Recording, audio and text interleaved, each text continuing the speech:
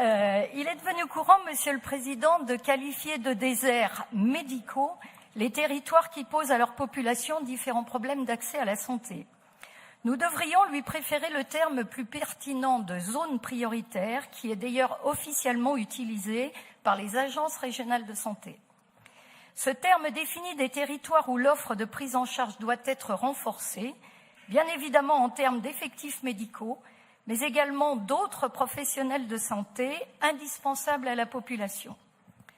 Le terme de déserts médicaux est réducteur, et si l'on tient absolument à la métaphore géologique, il faudrait en réalité plutôt parler de désert de santé et plus globalement de désert de services publics.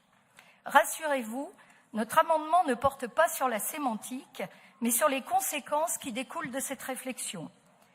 L'incitation à l'implantation de professionnels de santé ne devrait pas se limiter à des dispositifs ciblés sur les médecins isolément, mais également s'adresser à d'autres professionnels de premier recours, infirmiers, kinésithérapeutes, sages-femmes, voire orthophonistes, par exemple pour la prise en charge des 10 qui vous sont légitimement chers. Cette réflexion globale sur les compétences non médicales multiples à attirer sur les zones prioritaires est actuellement menée par la région Île-de-France, par exemple. Elle serait en parfaite cohérence avec le financement des centres et maisons de santé qui assurent la nécessaire pluridisciplinarité que le rapport met très justement en avant.